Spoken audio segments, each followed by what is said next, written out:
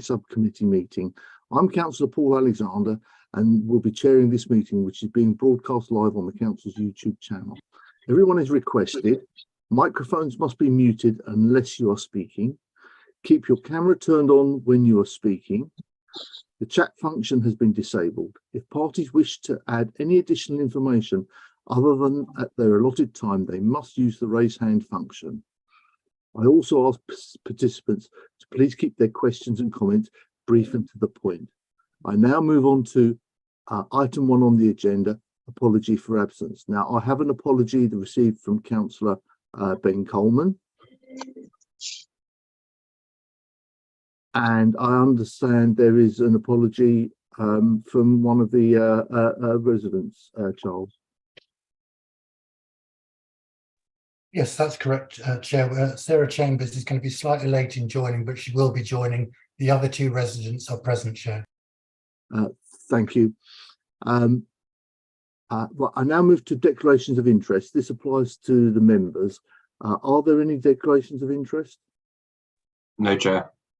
No. No.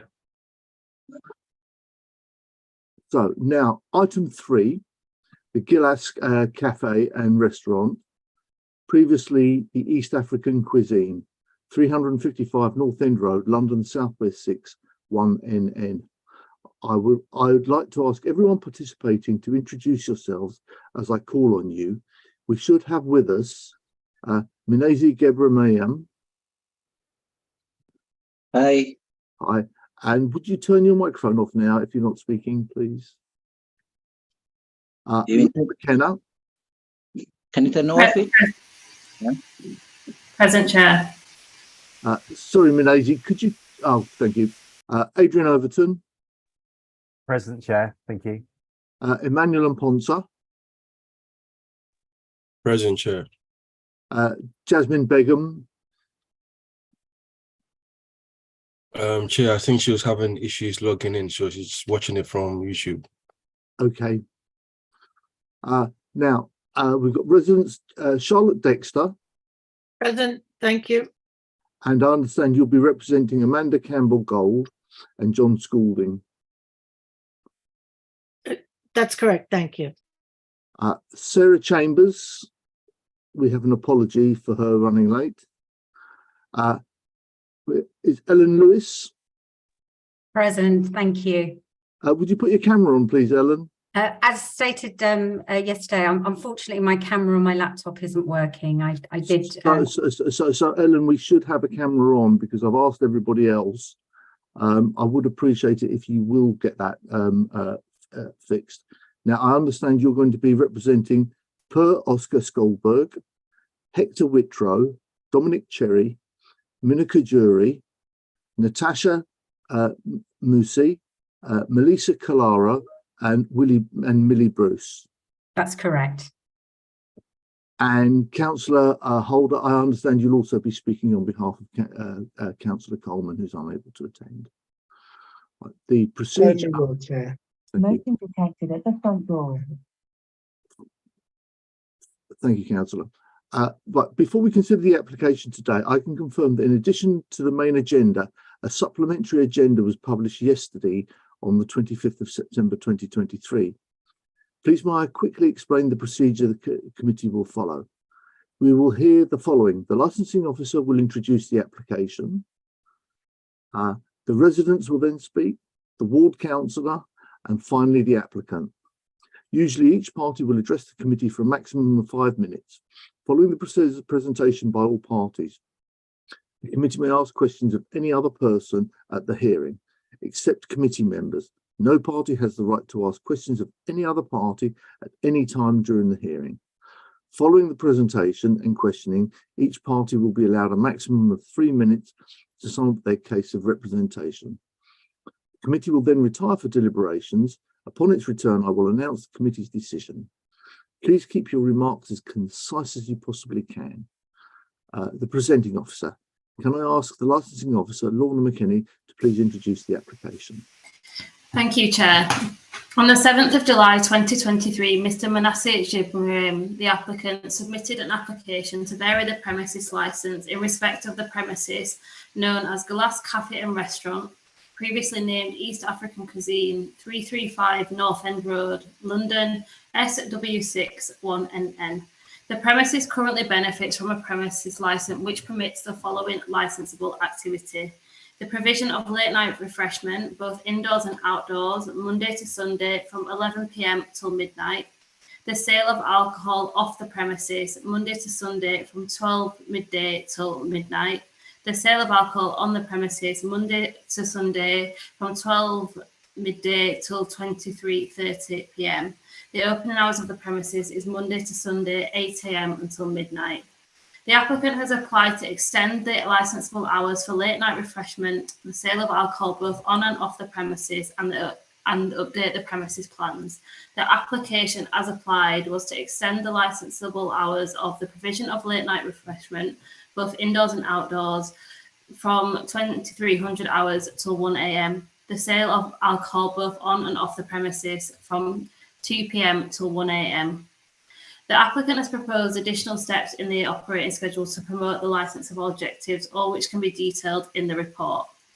On the 23rd of August 2023, following correspondence received from the police licensing team in conjunction with the noise and nuisance team, the applicant has agreed to reduce the hours applied for in the original application if granted, which is detailed as the sale of alcohol off the premises, no change to the current licensable hours Sunday to Thursday, and the amendment of the hours Friday and Saturday from 12 midday till 1 a.m.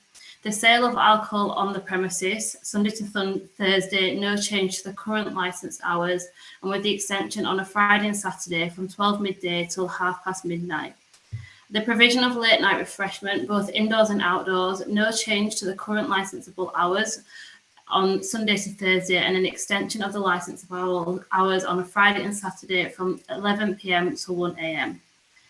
The opening hours of the premises, Sunday to Thursday, no current changes, and the extension on a Friday and Saturday from 8 a.m. till 1 a.m.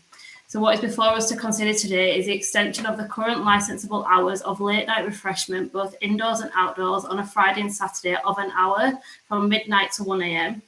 The extension of the current licensable hours for the sale of alcohol off the premises of 1 hour on a Friday and Saturday from midnight to 1 a.m. and the extension of the current licensable hours for the sale of alcohol on the premises of 1 hour on a Friday and Saturday from 11:30 p.m. till past midnight. During the consultation period, the licensing section received 15 representations objection to the licensing application. Of these representations, 2 were received from the local Leal Ward councillors, Councillor Ben Coleman and Councillor Sharon Holder, and 13 representations from local residents, all who object to the grant of the variation application. The application was advertised in alignment with the Act. There has been 2 breaches of licensing conditions within the last 12 months, which can be detailed in the report. And further, 2 items of supplementary agenda were submitted by objectors in support of their objections. This was circulated to all parties on the 26th of September. Thank you, Chair. Thank you, Lorna. I'll now ask the residents who are objecting to speak, and I'll ask to start with Charlotte Dexter. Charlotte, you have 15 minutes in total. Yes, thank you very much. Yes, I'd like to go through a few points in agenda pack, in the original agenda, the full agenda pack, starting on page 6, point 4.1, enforcement history.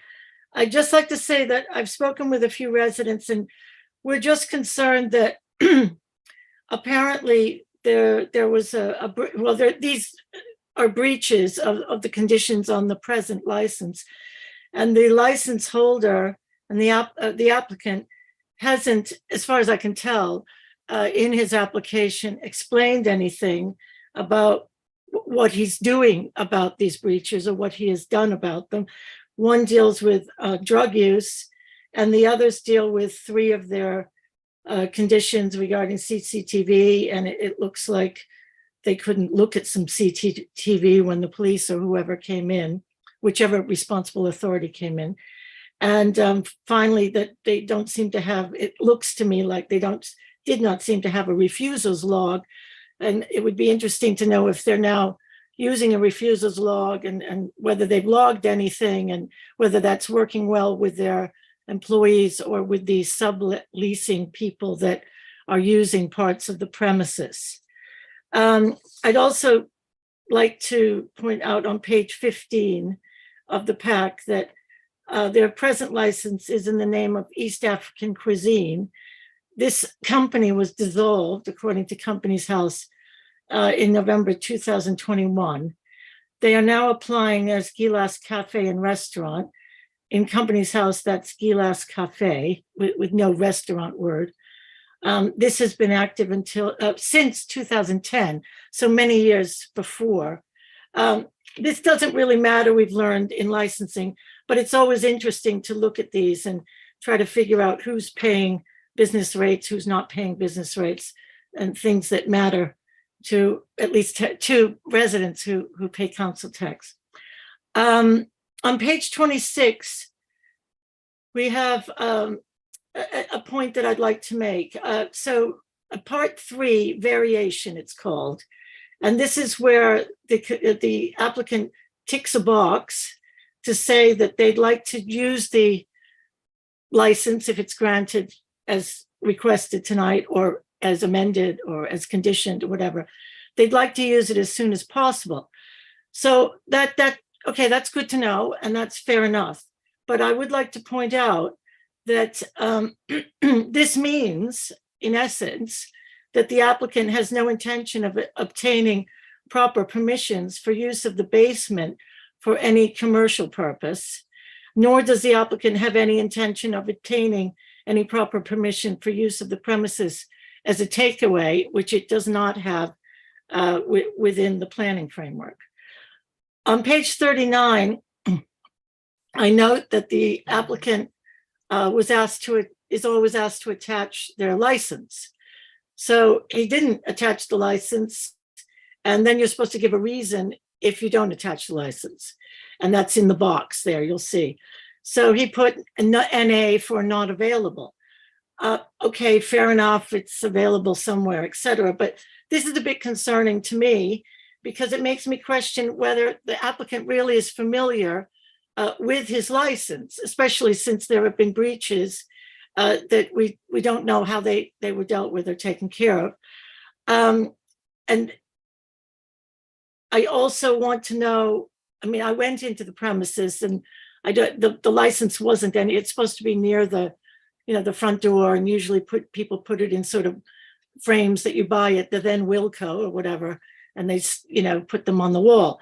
So I didn't see those, but I'm just concerned that the applicant really doesn't know his present license and doesn't know his present conditions. On page 40, again, they're supposed to explain under the 4 licensing objectives how they're going to take care of things. And I don't think that they really understand the 4 objectives. They say they're going to put in CCTV, but that's already a requirement in the conditions. So that makes me think they haven't put it in yet. So again, I'm a bit confused. Under public safety, they write about discussing something with the police, but they don't tell us what they've discussed, what they decided, and what they're doing about public safety. On public nuisance, they talk about DBS, which, as you know, stands for Disclosure and Barring Service. And that's about criminal records. So that's not really about public nuisance. That's about criminal behavior, which would come under the prevention of crime and disorder objective and not under the public nuisance objective. Under children of harm, whatever they've written, I'm confused about it. So perhaps during this meeting, the committee will get some more clarity on that. So on page 40, to sum up on, not supposed to sum up, to just underline that I really have no confidence in this applicant knowing much about the Licensing Act of 2003, about the Section 182 guidance, which was most recently updated in August of this year, or the licensing policy of Hammersmith and Fulham for that matter, which came out last year in August, September, and runs for 5 years. On page 42 at the top under the box, some typing starts, but it's not complete. But it's important that we all look at that because it starts talking about smoking, S-M-O-K-I-N-G, and I'm not quite sure what the end of the sentence should have been, but we don't know that. And I hope we can clarify this whole issue of smoking as we move forward. On page 44 of the agenda pack, you have a plan of the ground floor. As far as I can tell, having made a site visit there, this is a proposed plan. The plans that they're proposed, that the place doesn't look the way it is on the plans. Let's put it that way. All the areas filled in with red are for alcohol and smoking. They say alcohol and smoking. Smoking is not allowed inside. So the area in red inside is marked smoking. So I think that that's something that it would be helpful if the committee got some clarification on that. And outside in the back, there's an area, and then there's a wall and a gate to sort of the alleyway back there. They want to use that for smoking. It's partially covered. Smoke travels and smoke rises. And you'll see from the PowerPoint presentation that Ellen painstakingly prepared for you as evidence that you need to take your decisions, that as we know, smoke travels. So above, to the right and the left and back there are all apartments. So the building itself is ground floor commercial, basement, nothing. So not commercial yet, no permission for commercial. And then around it is all apartments. And outside they have a few chairs and tables, which I guess now is just allowed with the 2020 Business Act, which is understood, and that's been extended. So no big discussion about that. But let's remember that across the street is the Clem-Adderley estate, where I think Councillor Holder can speak to that. So, you know, lots of people sleeping there and living right there on North End Road in front of this cafe. Okay, thank you. I want to now just say that regarding this whole smoking issue, the committee might be aware that there was a Lebanese restaurant in Shepherd's Bush that was refused a late night license for alcohol, with the applicant looking most likely to having a shisha, vape, smoking, whatever area that you call it. And at that time, this was 10 years ago, in March 10 years ago, PC Ratcliffe was quoted saying, "Shisha has been identified as a generator of antisocial and nuisance behavior in this borough. Police are of the opinion that the use of a premises for the smoking of shisha does not support the licensing objectives of the prevention of crime and disorder and the prevention of public nuisance and public safety." Now, I only saw this this afternoon, so I apologize profusely that I have not included it. I didn't want to send in a very late supplemental, clearly, but I felt it was worth at least mentioning verbally. It's up to the committee how they use this verbal evidence. But I do want to also say that I learned today that shisha smoking is subject to the ban on smoking in public areas in the UK alongside all other smoking. And I read that in the Commons Library, parliament.uk area. So again, I just leave you with that. It's something that hasn't really been dealt with in writing at all in this whole pack, but it's something that I'm sure that the committee will take some advice on. So this is a cloudy area, no pun intended, but I do hope that we do get some clarity and see through the smoke tonight on this very important point. I just want to mention that I'm representing Daisy Armstrong, who's head of the Residents Association for the Samuel Lewis Trust, which is further away, down there off of Vanston Place, closer to Fulham Broadway. 265 flats, social housing, elderly and vulnerable sheltered housing. She supplied an important CAD number for the committee tonight when it's evidence of seeing a delivery driver urinating inside the grounds of the Samuel Lewis Trust. You might be wondering why Daisy is concerned, living, much further away from this premises. The point here is that drivers of bikes congregate in the Samuel Lewis Trust area for two reasons. One, there's no cameras there. There are no cameras at all. She's been fighting for years to get cameras in there so that as problems happen, they can gather evidence.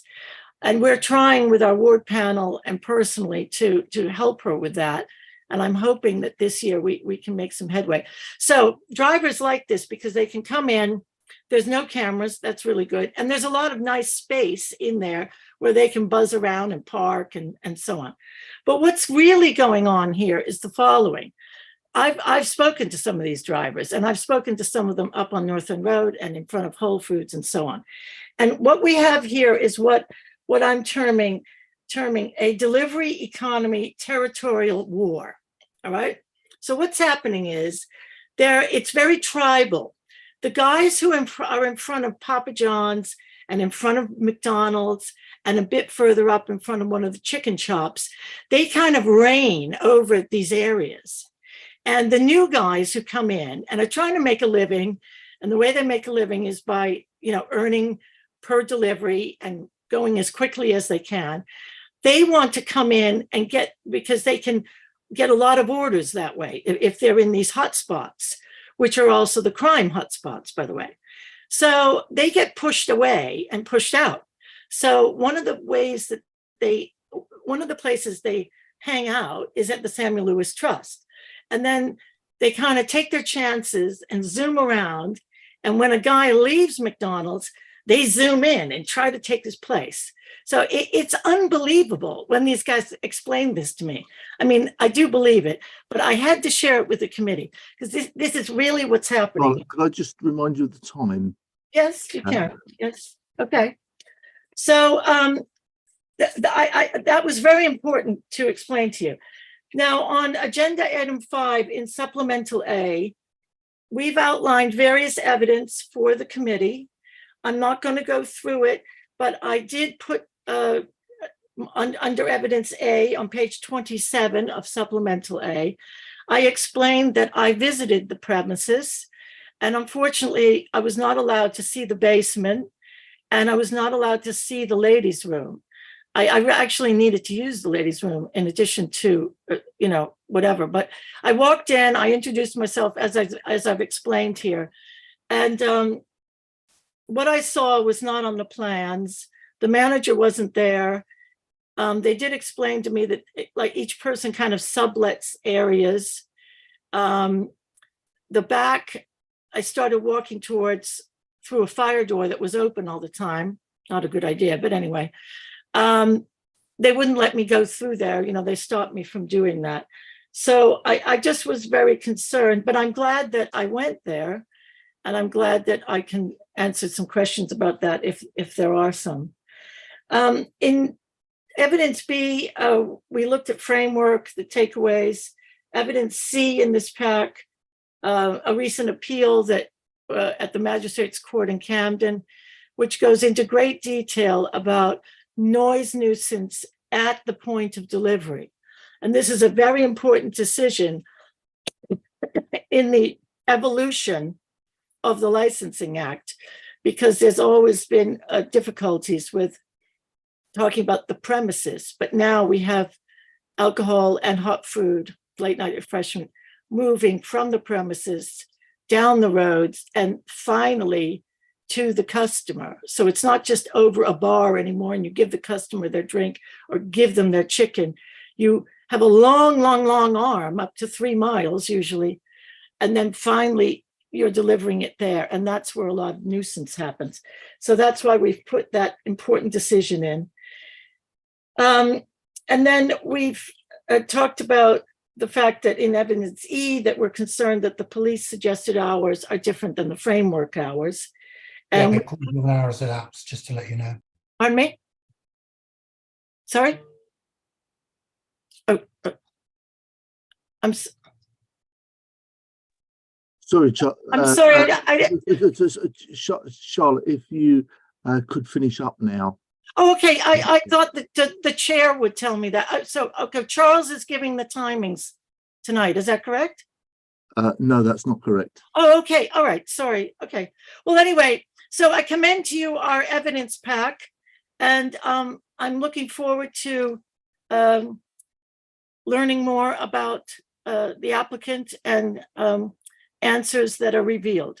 Thank you very much. Thank you, Charlotte. I'll now come. I see Sarah Chambers. Sarah, are you with us?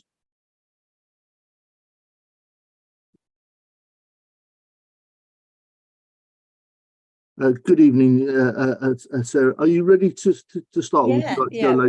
Apologies for joining late. I had a really unexpected assessment of my house for fire purposes. Okay, so I've got 5 minutes to allocate. Yeah. Okay.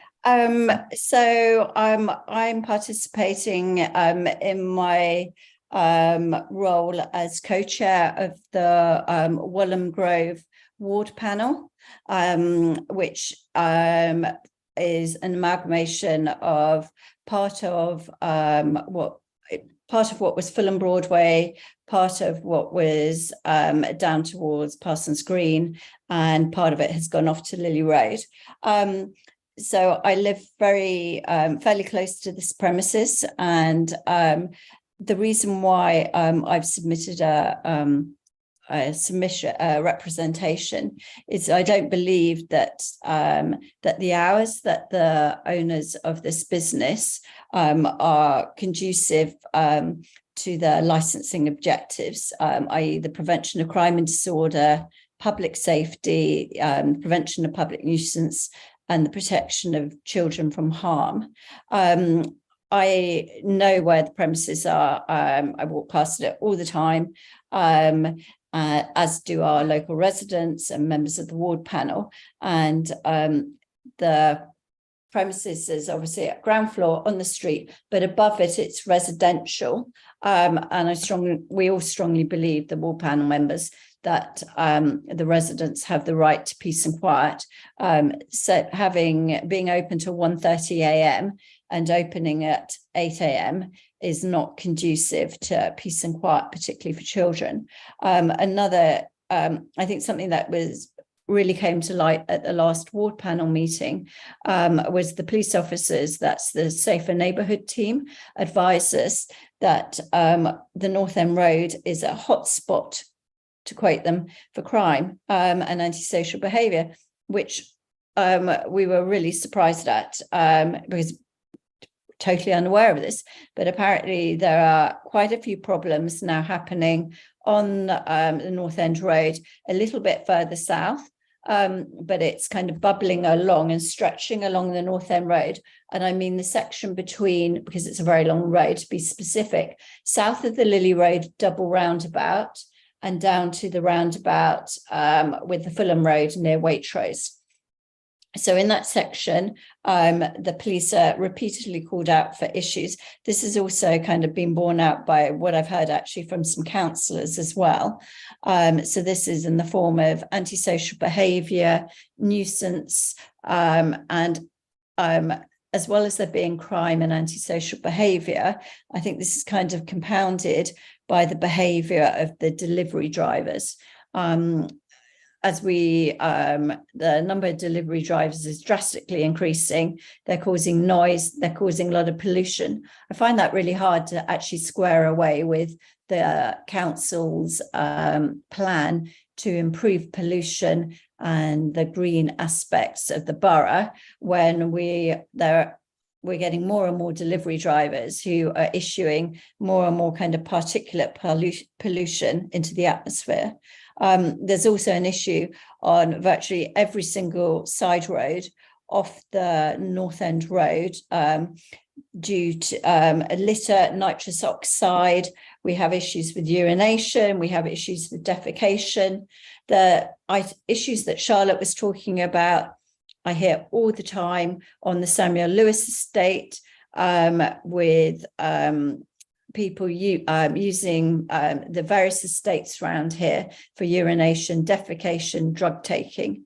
I think it's also pertinent to note that this establishment backs onto the Peabody estate, which is on the Lily Road there. It's quite a lot. It's not as large as Samuel Lewis estate. It's still a significant estate. It will disturb these people. Sorry to talk over you for a second. You've got just over a minute to left, and I thought and then my very last point is that the council has spent a significant amount of money on the North End Road regeneration. They've done lots of work on the hard landscaping. There's beautiful plants, etc. And I can't see that having premises open very late at night with an increase in litter, with an increase in antisocial behaviour and in crime kind of sits with what they're trying to achieve in the day. I don't see the point of spending literally millions on hard landscaping and then we come out and find that the place has got all these different issues which have arisen from having premises open late. I think that's the last thing I could say about it. It's kind of this contradiction between what the council is trying to achieve. Okay, so have you finished? Yeah, thank you. Well, thank you very much for finishing on time. Thank you. And I've now come to Ellen Lewis. Ellen, are you there? I am. Thank you, Chair. Okay, so Ellen, you've got 7 people plus yourself, so you have a total of 40 minutes. Please start. Thank you. I promise I will be very succinct and I don't believe I'll be using anywhere close to 40, but thank you. If I could refer the committee to supplementary agenda A with the PowerPoint presentation, you'll see. Just going on from the residential area and amenity here, pages 4 and 5 really showcases the residential homes above, and page 5 directly opposite, where you have the Clermatley Court that's directly opposite homes there, and also the entrance into the Clermatley Court. Page 6. As Charlotte discussed around the smoking, these are the proposed plans from the applicant. As reiterated, it's showing smoking, whether it's shisha smoking or what, both inside on the ground floor and in the back sort of garden area. However, if you turn to page 7, it shows basically, we wanted to demonstrate that, where the residential homes are, at the back of the rear where they've got gardens, and obviously we'll have bedrooms above there. So at 1 a.m. drinking alcohol and smoking is certainly not conducive to essential sleeping hours. And again, as we've said, the Peabody estate backs onto this as well. But in terms of section 2, I really wanted to, this is from pages 8 to 10. It really sort of goes around the licence objections in terms of prevention of crime and the promotion of public safety. The crime map that I've put on the area, that is basically, it showcases that when you put the postcode of the premises within a mile radius, that it is what the police are calling a crime hotspot. And I actually want to talk about this from my own personal experience, because I actually live on Seagrave Road, And that's actually the second road coming from Lily Road, where you've got the roundabout going up to West Brompton. I basically ended up creating the Seagrove Road Residential Association early this year, because in the last 2 years, what we've actually really experienced is drug dealers. And the drug dealers are literally parking on, they were parking on Seagrove Road. They predominantly were actually servicing patrons coming from the Prince, but they were parking outside the Lily Langtree and further down Lily Road as well. So part of that is just to really reiterate that there are drug dealers that are operating within this vicinity going down to Lily Road. However, on the positive note of that, we've worked very closely with the local safety neighbourhood team, Sharon Tomlin as well from the Lily Ward, and we've actually, and the local businesses, so Premier in the Hub, even the Prince, Lily Langtree, we've actually created a good network where we indicate, which car numbers and everything like that when we see drug dealers. But what I'm again just reiterating that they are operating in the area, and these guys also have machete knives. They were caught on CCTV. So going to page 11, it really sort of what I wanted to sort of talk about is that we've done, this council have put in, 1.9 billion in investment into the North End Road, the public realm improvements, and we've actually had some really good wins on there, whether it's Nando's opening up, and also we've got the new apartment hotel opening. We've got many hotels literally around close by to that premises, whether it's the Ibis Hotel on Lily Road. There's also another big hotel, the name, I can't remember which brand it is, just after the roundabout. And also, obviously, we've got the Travel Lodge as well as this new one opening. So again, it's just about, we're going to have a lot more, we've got visitors, international visitors that are coming here. And as part of the key strategy, it must be for, not only to attract visitors, but to, have public safety, is to reduce this crime. And, having another, having a takeaway restaurant that's going to be open till 1 a.m, selling alcohol, that's literally off premises as well. Having a seating area, it's just going to increase the crime and disorder, the noise and nuisance, and actually I see that as a really big detractor to potential retailers that are actually wanting to come in the area. And I say that because that's what I used to do. I worked in placemaking, and I managed many shopping centres across the UK, and crime and retailers look at that. So it really, spending all that money, it's so important that we deter as much as possible and enhance public safety. So going into talking about the strategy also, we've talked on the breaches already, that was drugs related, and that was only this year with this premises in August 2003. So again, highlights that drugs are in the area and it's operational. So on page 14, again, I just wanted to reiterate that the premises license is not really aligning with the planning conditions. And whether that be the delivery, but again, the use of the area behind. And on July the 21st, I met with the local neighbourhood safety team, and this was about the drugs related specifically, what we can do. And I asked them, because this is when the application first came out, I actually asked one of the members there how, what's their overview on this. And basically they confirmed that obviously we've got a real crime hotspot on the North End Road. However, they've actually had historical problems with this premises, and it actually mainly relates to the area at the back of being in use.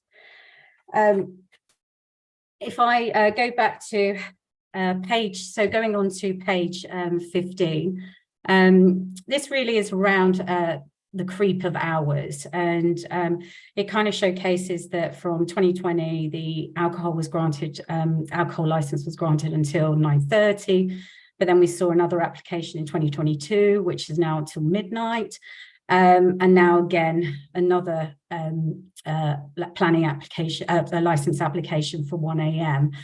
With opening hours to 1:30.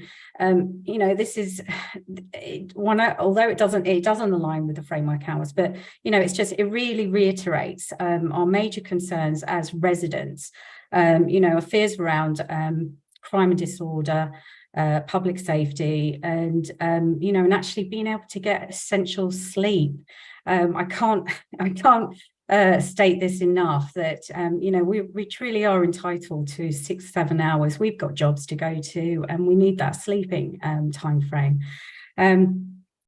So going on to the section, page 18, apologies, and that's section 4, and those pages 18 to 21. Sorry, apologies. The license, sorry, excuse me, I'm just slightly lost on there, page 18. It's in my stride then as well, apologies. So yes, so I'm talking about, this really again is just reiterating my point, going through about essential sleep and with late night deliveries.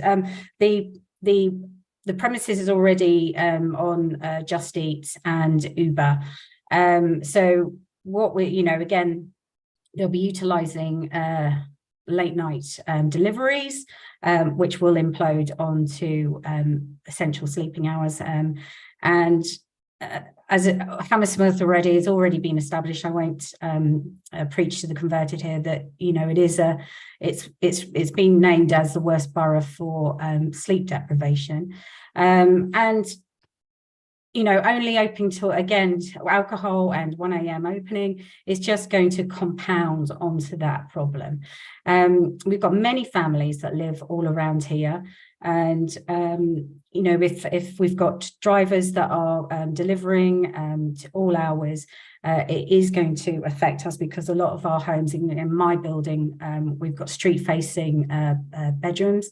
And again, it's, you know, that's a protection of children from harm, because their sleep is going to be affected, and there's many health problems that come along with that.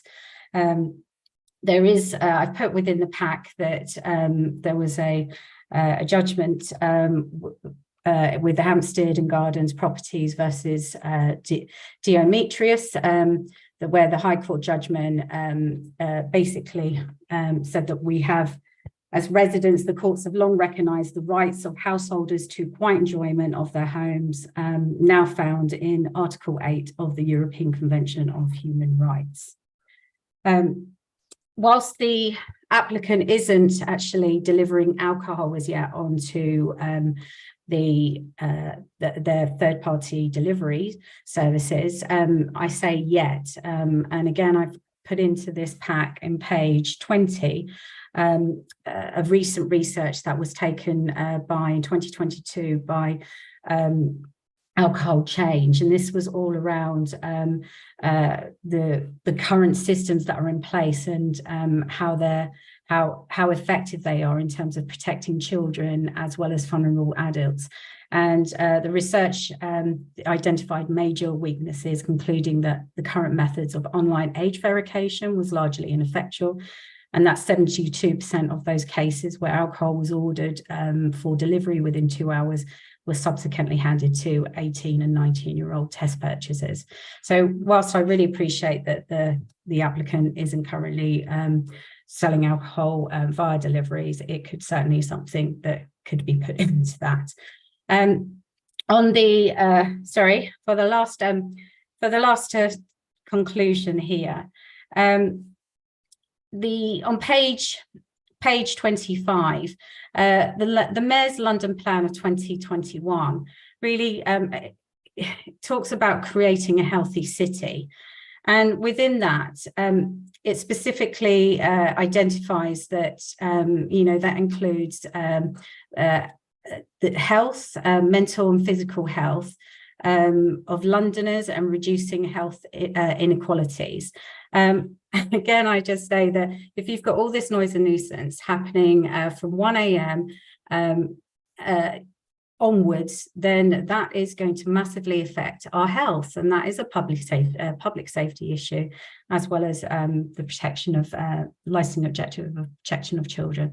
So my conclusion is that the committee, we really ask that you take the serious concerns of residents regarding the high level of crime and antisocial behaviour that's already established in the area. I've personally experienced that. And extending these hours only will exacerbate the problems, and I don't believe that, and I think it will just retract from all the good that we've done to date with the investment recently on North End Road. Thank you for your time.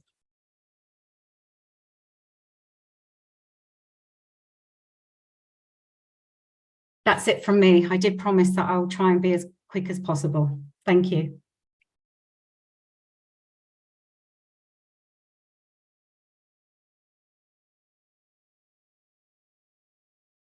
I believe you're on mute. Have you finished, Ellen? I have. I did promise I'll be as quick as possible. Thank you so much. You've been fantastically quick. Thank you very much. That's 13 minutes according to my clock out of 40. So well done, and thank you very much. Thank you very much. If I can now come to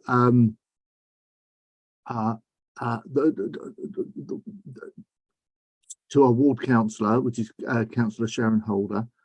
Councillor Holder, you have 10 minutes. Well, thank you very much, Chair. Like the other residents, I probably won't take up as much time, if only because most of the work has already been done by Charlotte, Sarah and Ellen on our behalf, because they've gone into more detail than I possibly could have gathered. And that's just from the perspective of people who have also been in contact with me, some of which are already covered by their reports. Anyhow, I'm going to be honest and say, in this instance, I have to start by saying we welcome businesses into North End Road. We want development in the area, and we want people to have as much access to new foods and activities as is possible. However, that is not at the expense of public safety, crime and disorder.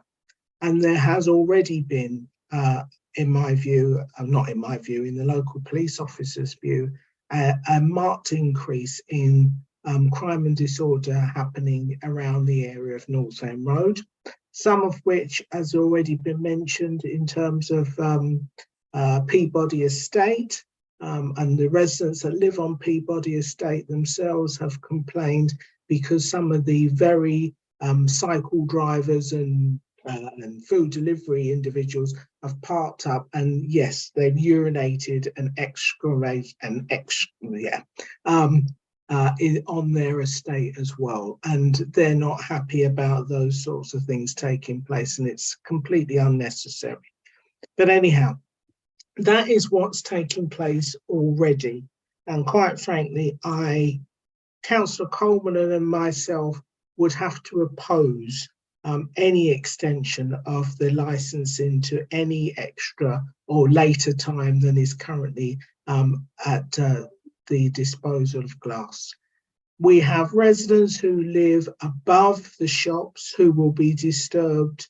The noise pollution that would create even further noise pollution, and more importantly, right across the road from the premises, and with drinking inside and outside, more importantly, there are people who live on the Clematley estate, in particular Shooter Reed House, that will definitely be disturbed by anybody drinking and making noise out there.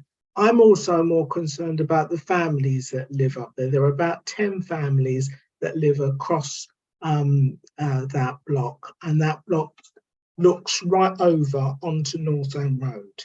And therefore, anybody living, any child, for example, looking out that window will be able to see what's going on. They will also be disturbed by any increased levels of noise that will take place. And there are disabled families who, I know it's not an ideal situation, but there are disabled families who live in that area as well that will be, I think, markedly disturbed by what's gone on.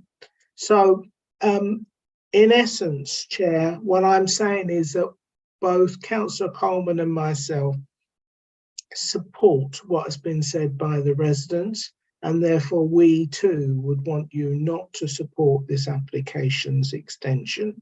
There have already been, we've noted tonight that there's already been breaches of the licensing conditions, and I think for a business that is determined to grow, that is something that clearly they have to think about and should have thought about previously. And if that's happened already, we would not want that to happen again in future. But again, my opposition and Councillor Coleman's opposition is largely about the families in the area and the residents that live above and across the road from these premises, and therefore any extension to their licensing hours would only disturb them further than they already will be disturbed until midnight. Thank you very much. You're on mute. Thank you, Councillor Holder. Have you concluded? I have concluded. Thank you very much for being so succinct. Now, I'll come to the applicant, Natasha Abraham. You can speak for up to 70 minutes.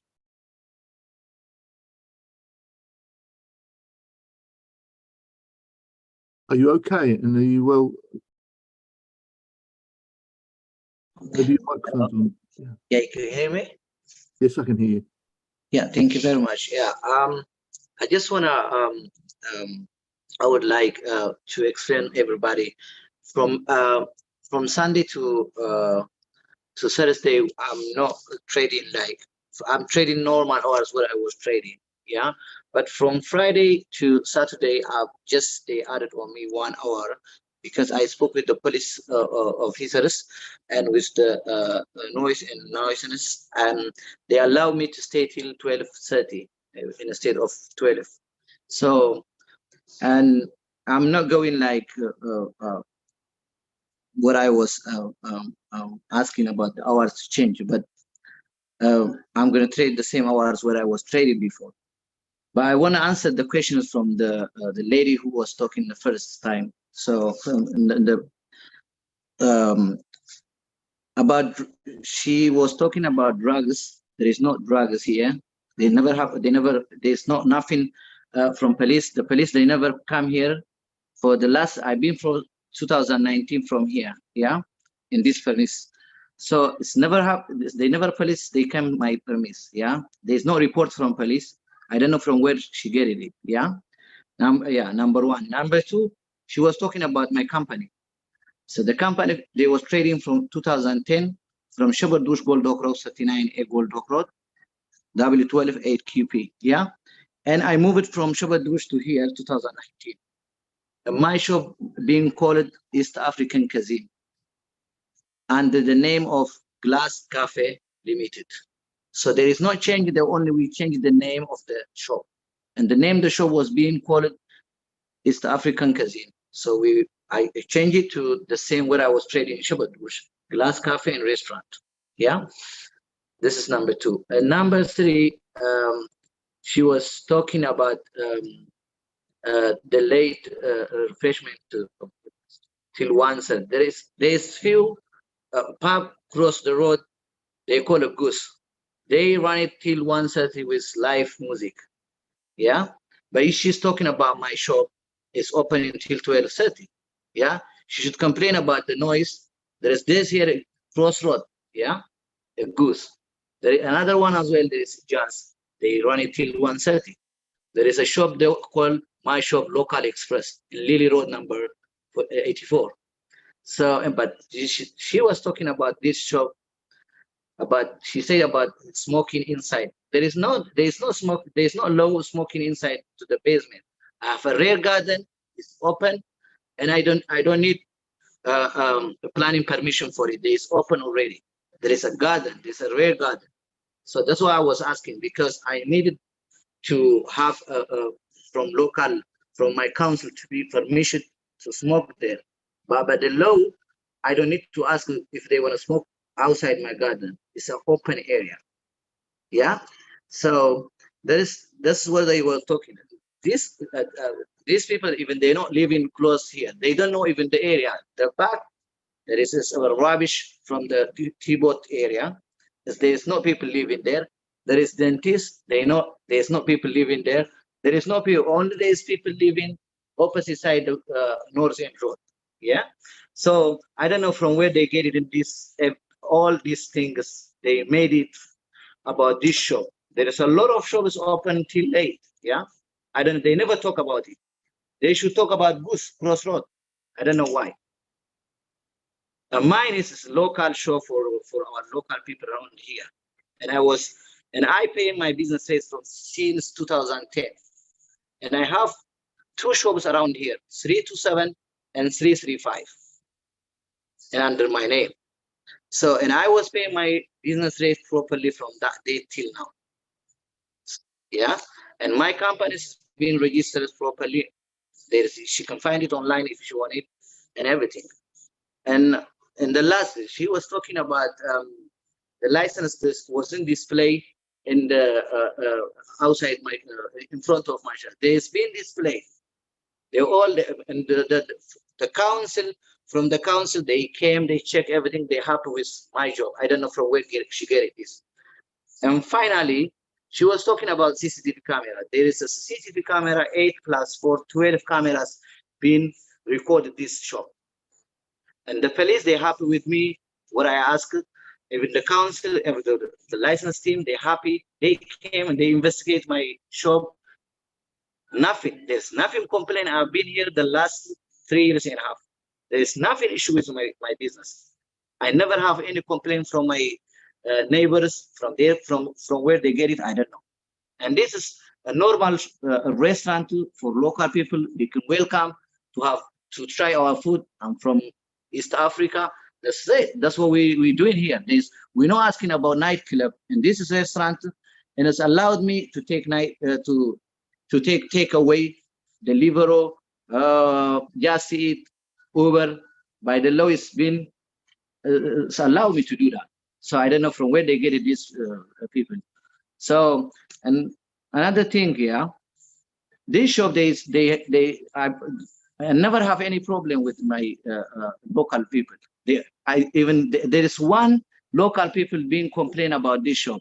I have Crossroad. They're all this. They knows my shop. But these people who was objection to my application is they live in far away. Half of them half mile. Half of them they live in Lily Road. They nothing to do with my shop. You understand me? If somebody's objection from Crossroad or above me or here, I can accept it. But these people, they live far away from here. They guess this North End Road is gonna happen this and this and this. This is nothing to do with me. Nothing to do with my business. They can complain to the local authority. There's a police, there's everything. So why they making things to because my shop is gonna open till late? You understand me? And if it's alone, okay, you can say you will have something problem for the young people around living here and this and this. Whether it's pubs, there's nightclubs, there's a lot of things around here. And the same, I want to trade because I want to pay my business rate. I want to pay my everything, my rent and stuff. Because that's why I'm asking for the extra hours. But I agreed with the police. I don't need to put the extra hours on weekdays. Weekends, they're given the same like my neighbors. So thank you very much, guys. If you have any question, just ask me.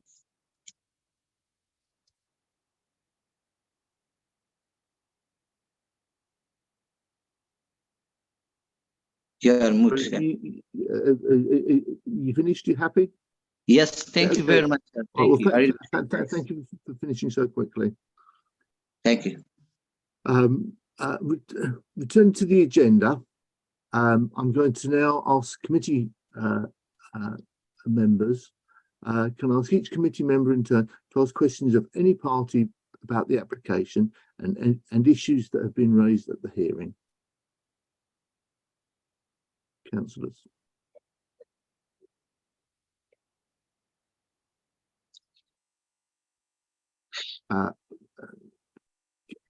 Councillor Chevot-Verdier.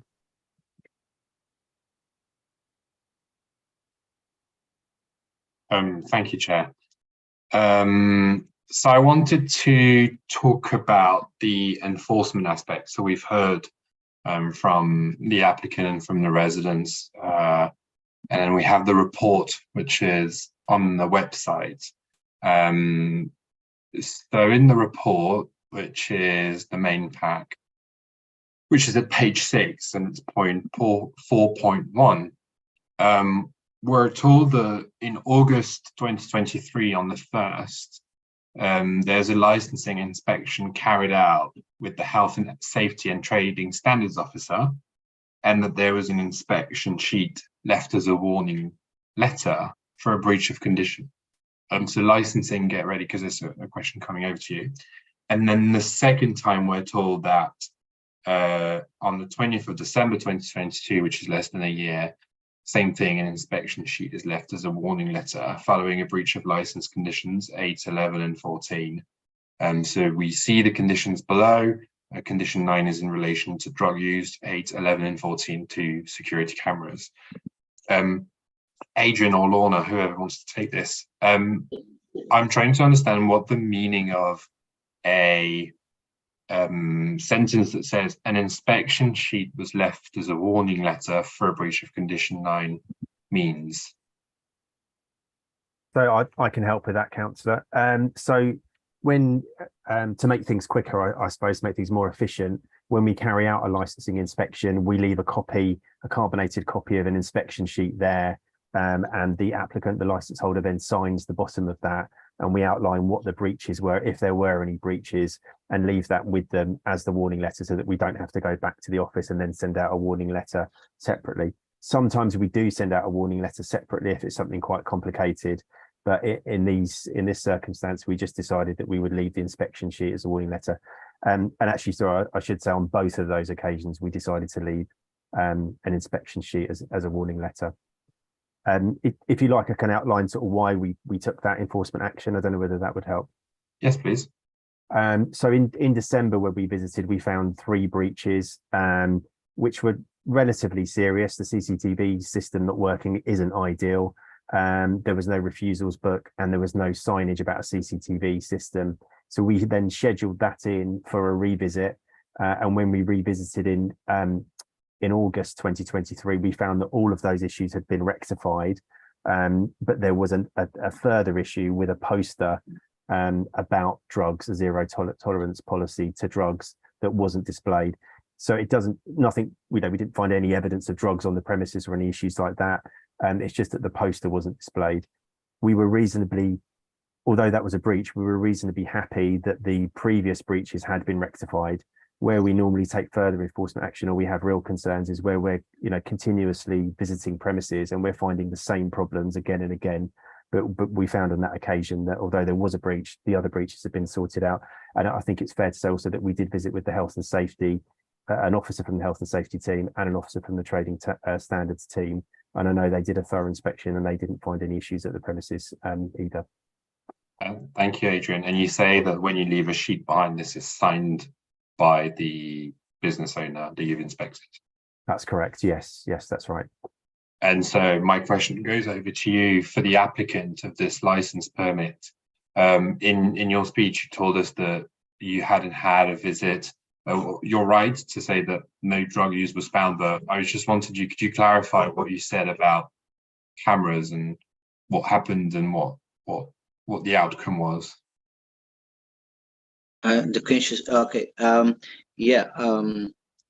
You know the problem, when they visit me from the council, from the license team, I was renovating the ground floor, yeah, and the camera, the city camera wasn't plugged because I was renovating my ceiling, yeah.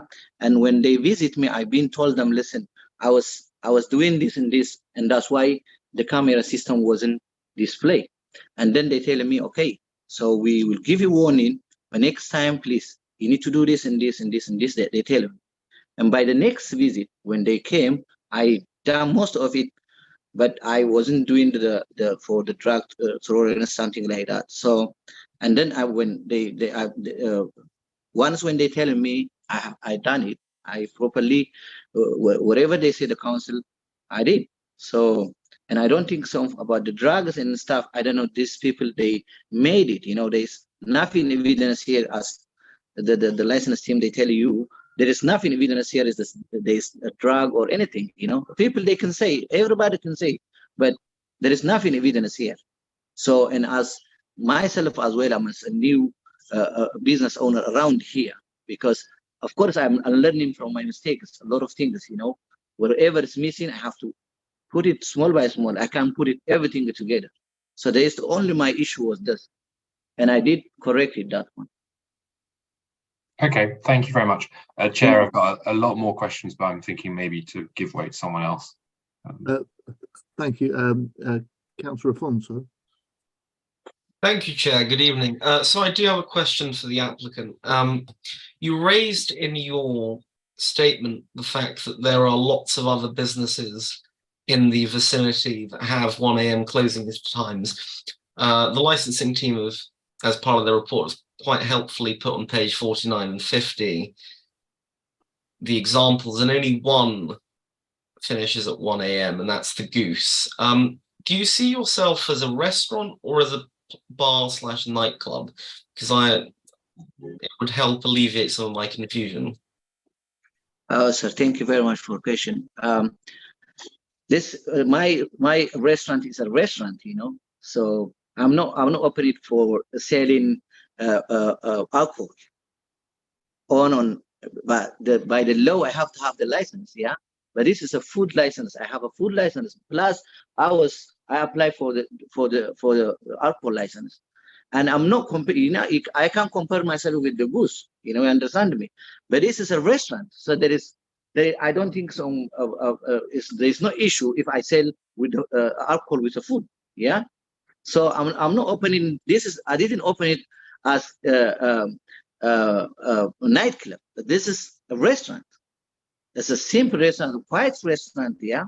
So, and you can visit. It's just local people and stuff. You know, I'm not opening like nightclub. Thank you for patience. That's all from me, Chair. Thank you. I've got a couple of questions, and Manasseh, if you could help me. You mentioned about 84 Lily Road. Yes. What premises is that? This is, they call my shop local. This is Today Express. This is off license. It's been open till 1:30. Okay. And is that just pointing out to us that they're open to 1:30, or is there? Are you aware of any local issues relating to that premise? Well, because why I mentioned this one, because what I was because this is my place is not of license, or it's not a bar, you know, it's not nightclub. I'm telling them this is a local restaurant, yeah. But even though there's Lily Road, there's open till 1 o'clock, 1:30, there's off license, yeah, and there's a Goose as well open till this opposite side. That's why I'm mentioning this one, but. This is a business. I've never seen anything like any trouble or any drug use or anything around there, because my house is literally my house is here. So I don't know. That's why I'm mentioning. Okay, and thank you. And somebody's kindly shown us some pictures of the of your premises, and I see there are residential flats above your premise. And the and the shops either side of you. Is that correct? And how do they feel about late night opening? Okay, sir, thank you.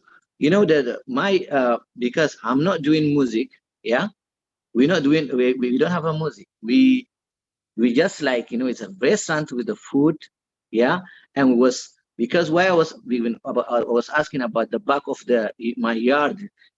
I was even when they asked me from the council, I tell them this: I may do a shisha. There's no proper shisha place, but I can say we can smoke as shisha as well. So that's why I did ask about it, but I didn't ask permission to do shisha and drink alcohol sale in space. You understand me? Because the lady, she was misunderstanding, and she was talking about the back of my yard. Yeah, the yard is open yard. Yeah, so I don't need people to smoke outside or smoke my premise, because she was telling you guys the people who can smoke. He asked about permission to smoke in basement. You can't smoke in a basement. I don't know, but I asked about the back. In the back, I don't have any people flats living. The flat is by the North End Road. This is in the back. It's about 20 meters and between us. Yeah, there is no flat. There is flats, but the flat is in front of the North End Road, other side. My shop is back side this way. So I don't know how from where they get it. This one, you can visit it, guys. You're welcome if you want it. I can show you everything. There's nothing flats behind me. Okay, thank you. Now, Councillor Chevalier, please. Thank you, Chair. So this is a question to the applicant.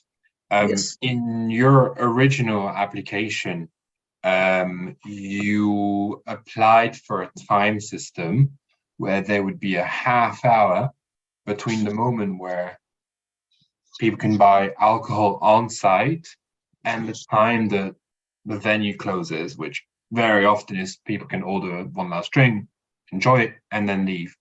However, now with the revised hours, we have a system where alcohol can be purchased up until the moment the shop closes off premises.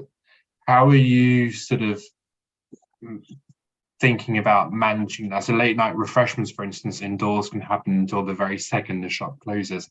How would you manage dispersing people who have just purchased something? So basically what I'm saying is, why do you need the times to be the same? Okay. Don't forget, this is a restaurant. We're selling alcohol with the food. You understand me? Yeah. We're selling the alcohol with the food. We don't sell alcohol without food. So to manage it is easy. You know, no, there's no people. There's no drunk people. Once people come here, when you eat food, we give you drink. If you don't eat food, we don't allow you to drink. Yeah, okay. Thank you. I wanted to ask the residents actually, and to several of the residents present tonight, or people representing groups of residents. So sorry, Councillor. Can I ask everybody who's not speaking to turn their microphones off? And because there are a few microphones on. Councillor Holder, maybe as well. Thanks.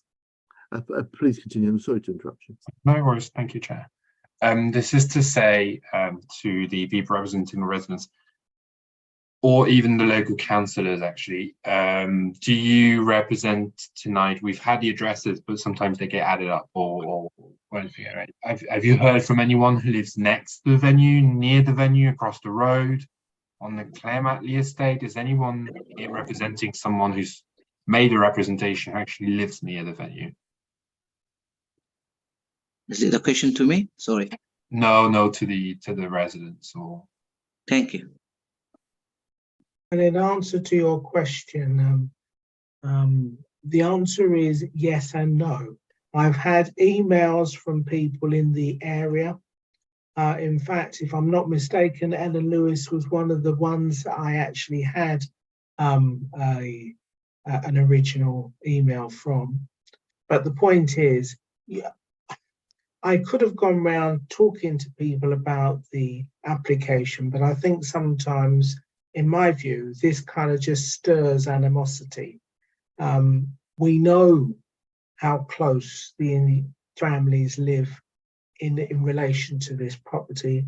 And what we're talking about here is late night drinking and noise. And I don't think it was necessary for us to knock on people's doors and talk to them about the application, because I think we can see it for ourselves. We know that there are families that live above Shooter Eat House, and as I've said, the actual properties look over North End Road itself. It's not like some estates where the buildings are actually enclosed within the estate. This looks over onto North End Road. So if you have families, in particular children, in a bedroom that looks out onto North End Road, that noise is going to be exponentially worse for those people if they hear noise late night.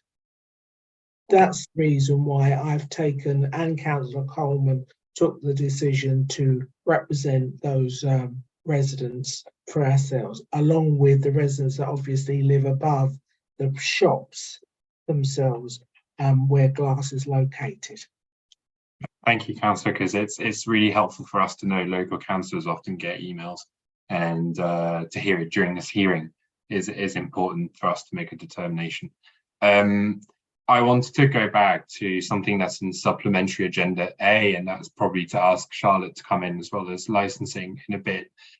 So we've got some investigative reports submitted as Supplementary Agenda, and particularly I'm drawing attention to the page 27 of the letter. So that's the letter in Supplementary Agenda A.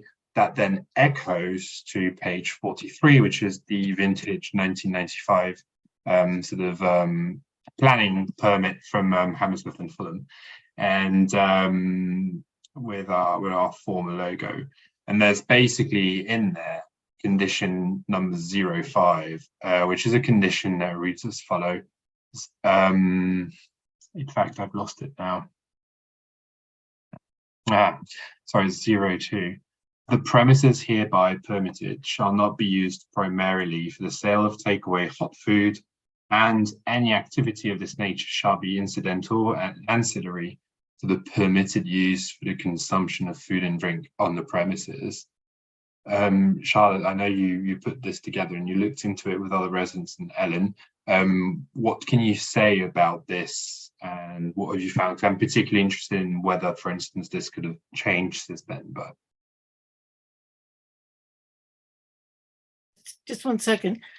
This was also, to answer part of your question, yeah. May I refer you to the agenda pack, the original big long agenda pack, to right at the end to page 87.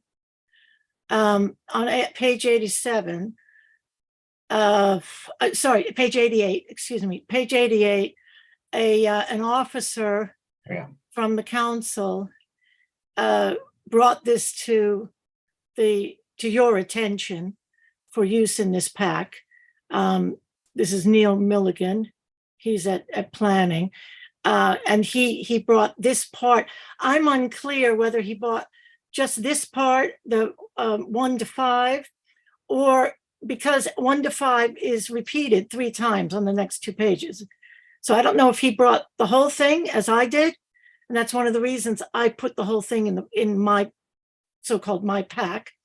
I think I don't know what he meant to do, but anyway, he did bring this to your attention, and you know, a relevant conditions. So I guess it's a further conversation at some point, which is mentioned in your licensing policy, that sometimes licensing and planning do need to talk together about things. So for us as residents, we're just bringing it to your attention. We would further, no, I fully understand that this gentleman runs a business. He needs to run this business. It's a good little business. I think, you know, there's some cute confusion here and there, but this is a big thing because he's put in plans for the basement, which has no permissions for anything commercial at the moment. Plus there are these, as you say, quite old, but planning permission is a planning permission for life. And just like a license is a license for life for a premises. And that's a concern too. Maybe they're dentists up above, but there could be residents in a few years. You know, that's that type of thing that you have to balance that when you take your decisions. So back to your point, that's why I put the whole thing in my pack. It has been put in here by planning, and there are a lot of inconsistencies. And I guess that's what we're bringing to your attention as evidence. There's some things that probably need to be worked on here, to be honest, in some form or fashion. Thank you. No, thank you. No, sorry, go on. No. Lorna, if I could come over to you because you're the recipient of that email.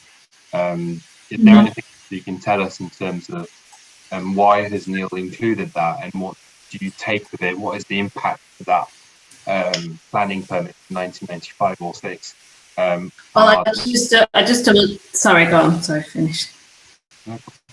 Just double check the initial email that you sent, and the reason that pages repeats 3 times is because that was the full email. I've spoken to Neil outside of, obviously, when he sends these, and they're not formal representations, they're for information. That's what he said. They're not like the planning are not putting a representation against the licensing application. They're simply a responsible authority, and they're informing, and then I share that with the applicant. That's part of the procedure. So it's not a formal representation. As we're aware, planning legislation does supersede any agreed licensable hours.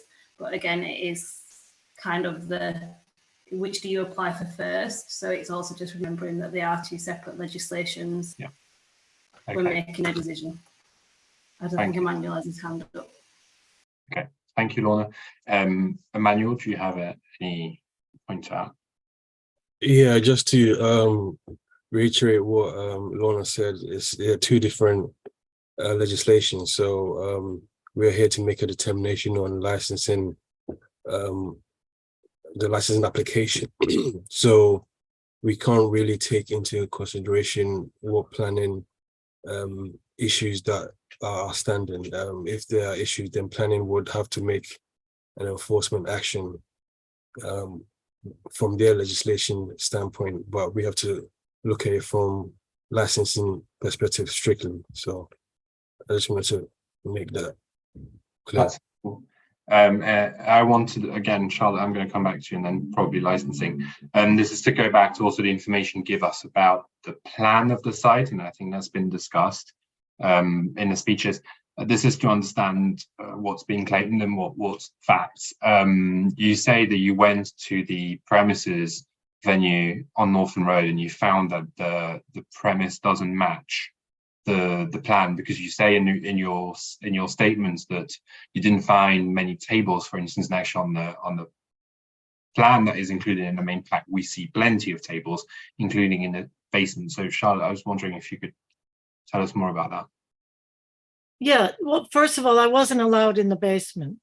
So I don't know what's in the basement, which has no permission for commercial anything, as far as I can see. And as I approached the hallway, which was kind of, I've described it as not very clean and so on. But anyway, I was stopped, as I've described, so I could see out to the back. It didn't look to me like it's actually used. But again, I was seeing from a distance. So, and I don't think I can go there again. I can look more closely. I didn't do that. I just thought it's important to me when I make a representation that I've been to the premises and that I've talked to drivers, and I've tried to get a lot of good firsthand information that I can share and inform myself and the committee. So, yeah, what I saw was, well, as I said, to the right was a Giro guy. I spoke with him, actually. He told me the boss wasn't there. He might be back later. And I said, oh, aren't you the boss? And he said something that I think what he meant was he sublets that area. That was my impression. I don't know what language he speaks, but I don't want to be prejudiced, but his English, I would say, is not his first language. And I'm very good at listening to people who speak other languages in their second or third tongue. So, you know, I just smiled and I said, oh, okay, I understand. You rent this or something like that. And he nodded his head anyway. And then the tea lady, or there's somebody towards the back, and she serves coffee and things like that. And as I said, somebody at a table, I wasn't quite sure what he was selling. But anyway, I moved, you know, further down, and then they stopped me. So that's all right. That's fair enough. I had explained that. Sorry, I think I explained I was a resident. I lived in the area. There had been a licensing application. I wanted to come in. I just wanted to see it. You know, I've said all that. So, it didn't jive with me. I mean, I thought this plan looked like it had a lot more tables, a lot more seating. You know, the plan looks more like a restaurant. To me, it looks like a kind of a cafe. I mean, it's just a place where you get a coffee and sit down, or you get a kebab. You might eat it there, but you probably leave. I mean, it's just one of those kind of places. I didn't take a picture because they were pushing me out the door. So otherwise I would have asked if I could take a picture. Okay, thank you. And to the licensing team, did you inspect the premises? Did you verify that the plan matches the reality? I confirm when we would have carried out a licensing inspection, we would have checked the plan, and we would have checked exactly as you said that matched what we found at the premises. I'm just looking at the moment. I can't see any notes on that. It would have been, an officer would have made a note of that if they were concerned about that, or if they had any issues. So that's something we can take away, and we will be carrying out a further inspection of the premises. If they are successful in obtaining the variation, or if they're not, we'll still carry out an inspection of the premises as well. Okay, thank you. And a final question from me tonight is to understand, several of the residents have reported that the license wasn't affixed properly to the property. I've seen also on the pictures that provided actually that all the big bay windows are open. We've had some really hot weather, so I would assume that they would have been opened a lot. Did you get a report of the license not being affixed to the property correctly to the front? No, on both of the occasions that we visited, that wasn't noted, and that is on our check sheet. That's on our inspection sheet to look for the summary of the license. What I would say is, I think the legislation says that it should be on display somewhere at the premises, so it doesn't have to be in the window. And sometimes it can be almost partially hidden, but we wouldn't insist on it being, somewhere where you walk through the premises that you'd see it immediately. As long as it's somewhere on display, we would accept that. Okay, because it's you, Charlotte, who mentioned that, so I was wondering, do you have anything to add about that? Yeah, just on that, I did ask for the previous, so the plans submitted are for what they're planning to do, as far as I understood it, which sometimes applicants think that they get permission from licensing to do things that they actually need from planning. But I was told that this is sort of a plan of what they want to do, which would make sense because they have no permission to use the basement. So they want to, let's say, renovate the basement, I guess, and put in what's shown on the plan. And then the plan as is for the future, so to say. Although, I mean, the space is the space, I guess. But I asked for a previous plan, i.e. the plan attached to the license that is now current, 2022, whatever it is. And I was told that they couldn't find the plan, that licensing didn't have a plan. So when they went to the premises at some point, they wouldn't have had a plan, in 2020. August, well, they might have had a plan. They wouldn't have had a plan 20th of December, like 2022. They wouldn't have had a plan in hand, if I understand it correctly. So there wouldn't have been something that they would have looked at and said, oh, this doesn't look the same or whatever. Okay, that's really helpful. Thank you, everyone. Chair, that's it from me, I think, for the evening. Thank you. Thank you. I have a few questions, and it would really be just to start off with licensing. We've heard about the goose.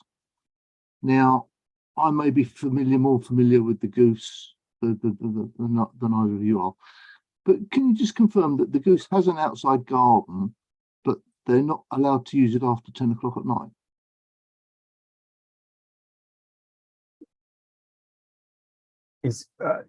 Chair, that's something we'd need to check. We can have a look at that on our database. We don't have the information to hand, but we can certainly have a look and get back to you before the end of the hearing if that's helpful. If you could confirm that, and if you could also confirm the same for the other local pubs, say the Cock and the Ralston and the other premises. I believe they are all 10 o'clock, that they must close the garden, so nobody's allowed outside after that time. Apologies. Sorry, what was the other pub that you mentioned? It was the Goose and did you say the Ralston? So the three nearest pubs I can think of are with gardens are the Goose, the Ralston, and the Cock. No problem. We'll have a look into that and we'll let you know. Yeah, sorry to ask you to confirm it because that's all right. I've been frequently asked to go inside at 10 o'clock in all of those establishments. So the next question is smoking. Does licensing involve any issues relating to smoking and holding over premises that they cannot have smoking indoors? Well, that's covered by other legislation, smoke-free legislation. So irrespective of having a license, you can't smoke in a substantially enclosed area. Sometimes there are conditions on licenses that says the smoking area is here and it's indicated on a map, or it might say the smoke, there should be no drinks in the smoking area. I don't believe there's any smoking area for this particular premises, and there's no conditions on the license about the smoking area. So they would just be subject to smoke-free legislation, as would any licensed premises and any non-licensed premises as well. So may I just clarify this? There will be no smoking inside the premises. Correct.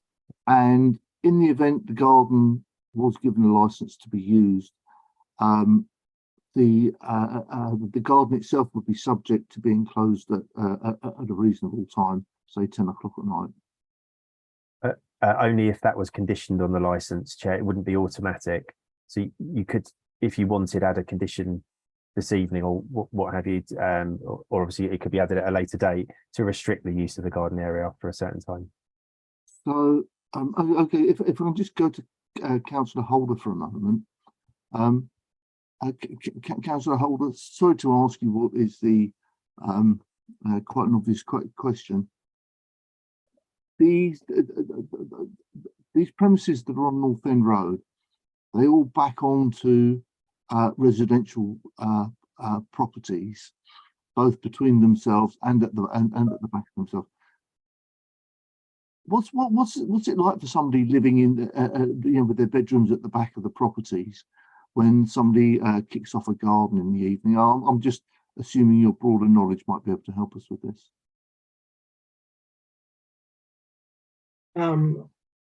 Chair, whilst I, like a lot of other people, do like a glass of wine or two on the odd occasion, I'm not certain I can answer the specific question that you want the answer to, because I don't frequent those premises, certainly not after 10 o'clock at night. So I couldn't answer what happens.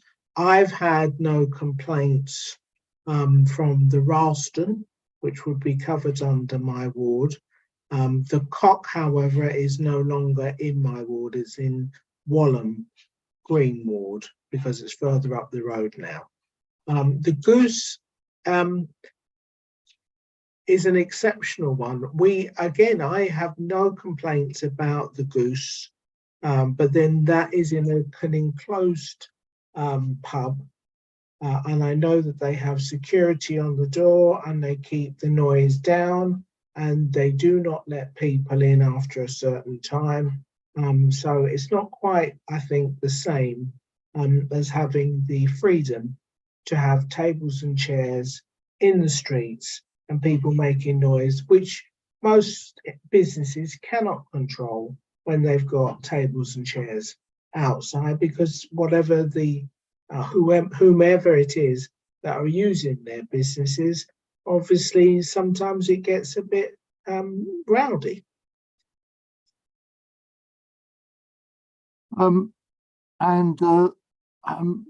Just going back to licensing, when we discuss with other authorities and council departments, do we ever talk to the housing department? No, Chair, they're not a responsible authority, so it's not something we don't share information of applications with them. So if there were housing problems with or housing issues with any of the flats above the premises, licensing itself wouldn't necessarily know about that. No, and unless those issues concern noise and nuisance, for example, because we obviously liaise with the noise and nuisance team if it was in that way linked. But if there were other issues, then no, you're right, we wouldn't know about that. Okay, so there is a bit of a blind spot here, because the this is living over trade premises, which over the years councils have various different policies relating to those. But we know that's some of the worst conditions for local residents to live in, and where the premises start extending their hours, it does have an impact on them.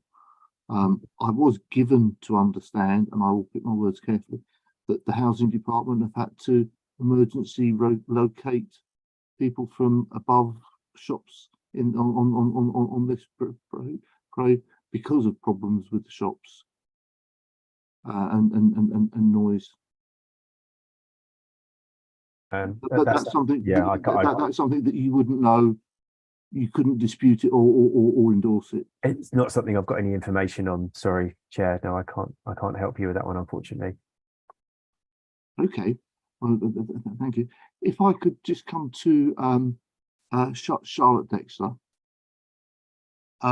Charlotte, thank you very much for your early submission and the information you brought to the committee. Maybe you can help me on this in this respect about what's it like for people living above shops and next to late night premises.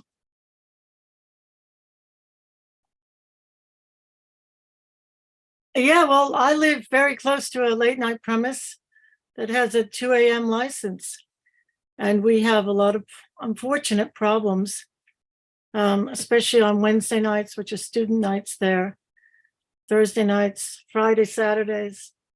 They've just had to put new conditions on their license regarding drugs policies, more security to walk around to protect women and things about drugs and so on, more training about drugs. So it's unfortunately it's a growing issue, and we all live around or near a premises, and I lose a lot of sleep from it. Is that the type of answer you were looking for, or? Well, I was looking for something more specific rather than a general thing that you might know in the air. But not to worry. If I can ask some of the other residents, Sarah Chambers, might you be able to help me with this matter? And would you put the camera on, please? Hi. Sorry, I didn't hear your question, but I just spoke with Jonathan Willard, who is the licensee at the Ralston. Okay, so I'll leave the licensing to do that one. My question really was to get an idea of what the impact it has on local residents when a premise underneath them or adjacent to them starts to open later. Are you able to contribute on that? Not factually. Okay, I do know some of the people who live next to the mitre, but that's further afield. That's not relevant to this actually. Yeah. But thank you anyway. Ellen Lewis, are you able to assist with this? Yes, absolutely. Thank you. I live directly behind the Lily Langtry pub. They actually close at 9 o'clock at night. So just in answering my question, remember it's trying to get an understanding of what it'd be like for residents living above this shop. And if you can help us with that, which I suspect you can, but if you can be quite narrow with your answer. Thank you. Okay. Yes, you get a lot of smoking, and you do get a huge amount of noise from the garden in particular, where the usage. And actually, the Lily Langtry is actually quite a small garden as well. So yes, there's huge amounts of noise, but they close at 9 p.m, so we know it shuts. However, there are times where the windows on above them are left open, so we also get the noise. But we've got a great relationship with them, and any problems, then we're all on WhatsApp actually with our local businesses. And I'm also literally 10 meters from the Prince pub. And we had huge amounts of problems with them, but to the point now where they've actually put street walkers on every weekend. They're up till 12 o'clock at night, pushing, moving people onwards that are outside and congregating outside homes, because even if once they've had a few drinks, no matter what, they talk much louder, the noises are far more amplified. So that's my direct, if you've got a garden space that's being in use for premises, if it's open till after 10 o'clock or even 10:30, you are definitely going to impact residents for sure. That's my experience. Thank you very much, Ellen. And if you could turn your microphone off, please. Lorna. Yes, Chair, I've just looked at the premises that you requested. So the Goose is licensed until on a Friday and Saturday till 1 a.m. They have condition 18, which says the outside area of the premises shall not be used after 11:30 p.m. No licensable activities shall take place in the garden. The Cox Haven is licensed on and off sales on Friday and Saturday up until midnight. There's condition 10 on their license, which is the garden to the rear shall close at 11 p.m. each day. And then the Ralston is licensed on and off sales from up until midnight on a Friday and Saturday. They don't have a specific condition about the garden area. However, there is conditions about that the licensee shall ensure that there is no music is audible at the boundary of the residential properties nearest the premises. But there's no specific condition regarding the outside area and what time. Okay, and I'm correct if am I in remembering that the Ralston garden backs onto relatively open space, and it's not crowded in like the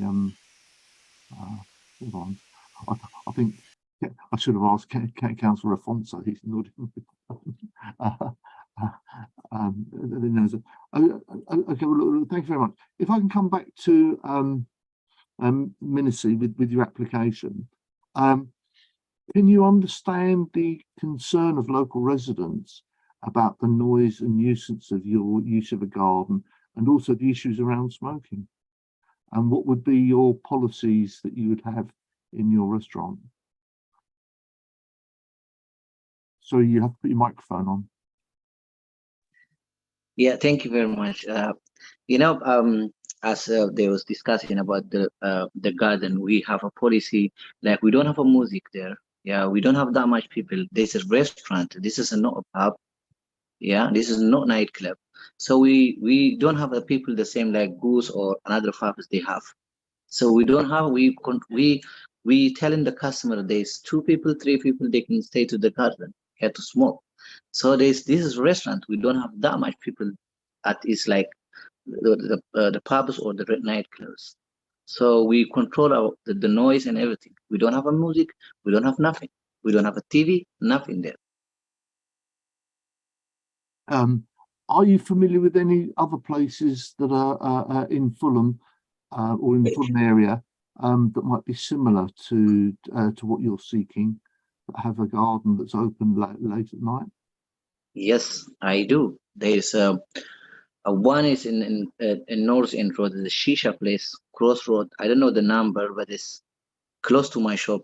There is, I think, number 260, or I'm not sure.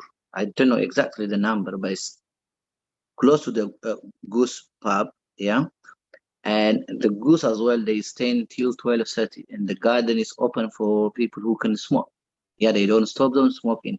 Once they close, everybody's going out. So if they close it 11:30 or 11, where then the people they smoke till 1 o'clock? There's all the pubs. I know as long as they open till 11, 12:30 or 1 o'clock, the garden as well is open. Even if you want, you guys, you can investigate it. There's all of them. I know them. There's open. So, and the people they smoke in that time because they can't shut down the garden before the people leave the premise. So still the garden is running, the bar as well running. So literally this opposite side my shop, Goose. So and Goose is open till late. So the garden as well open till late. Well, I'm sure the licensing officer can look into that. I would say I don't know how many times you go in the Goose, but I don't go in there that often. But the times I have gone in there, they have closed it at 10 o'clock, the garden, irrespective of their license, and it's tough luck if you smoke, which is seriously. And what about smoking? Because it's quite a compact area at the back of the North End shops. So if people are outside smoking, that would go into other people's homes, wouldn't it? The question to me? Sorry. Yes. Yeah. For example, my garden is in the back. Yeah. There is the people they don't live in the back of my premise. Yeah. There is one is as a dentist. They closing 6 o'clock in the living, and behind is there's the T-boat, the housing association housing, they have like a rubbish area. So there is no people living around there. So there is nothing affecting people around me. So I checked it and everything I checked around me. So there is about 50 meters or 100 meters away from me, people living. There is nothing close to me. Yeah. I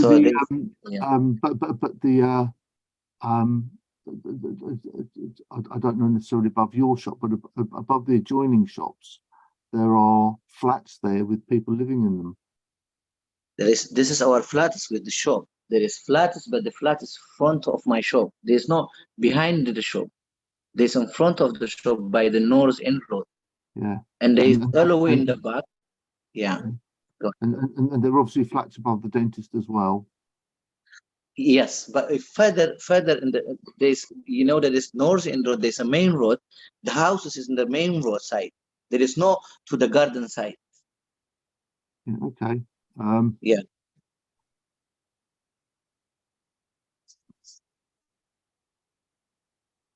So I am getting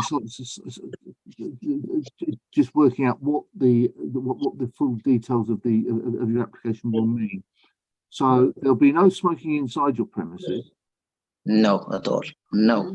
So and you'll be wanting people who do smoke to sit out in the garden and smoke. Normally people they used to smoke in front of my shop. Yeah. Yeah. In front of my shop, but there is a flat above my shop in the front. Yeah. So I say better instead of they smoke in front, so they can smoke in the back of the garden. Okay. So better for everybody around, people who live there. I don't need to disturb them even while I'm working. So the people who want to smoke, they can smoke in the back instead of they smoke in the front in the street. And what time will you have the garden? Are you wanting the garden open till? Well, the garden, because as I told you, I don't have enough customers here who can make a noise and stuff. People who eat in some of them, they want to smoke, they can smoke in the back. Yeah. So, yeah. And so you're saying they smoke inside? Yeah, I mean, not inside, in the back of my garden. Instead of outside, they can smoke in the back. In the back is a rare yard, like a garden. It's open area. They can smoke there instead of they smoke in front of my shop. Sorry, just while you're talking, because I am obviously you know your shop better than we do. I was just having a look to see on the Google Street View. Yeah. And you are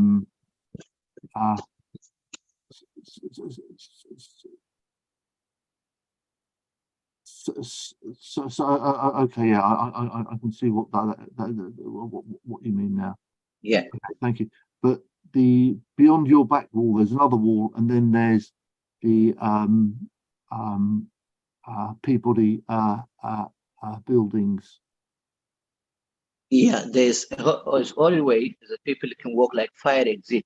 There is behind my shop. There is a road is coming out to the main road, and behind me is the T-board rubbish area, which means there is not people living around there.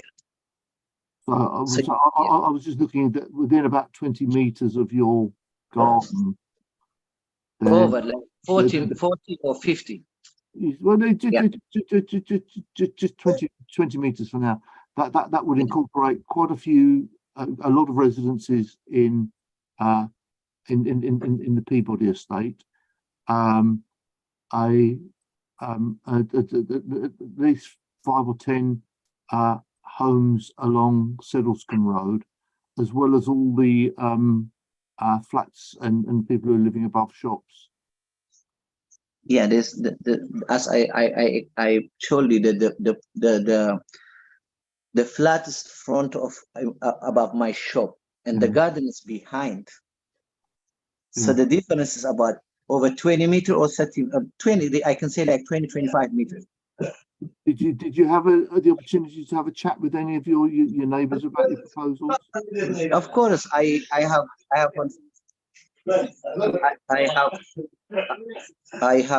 lot of neighbors around here, but nobody's complaining about me.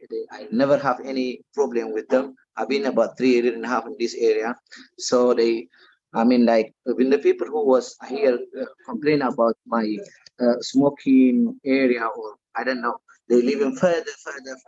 But the people who live around here, they don't have any problem with it.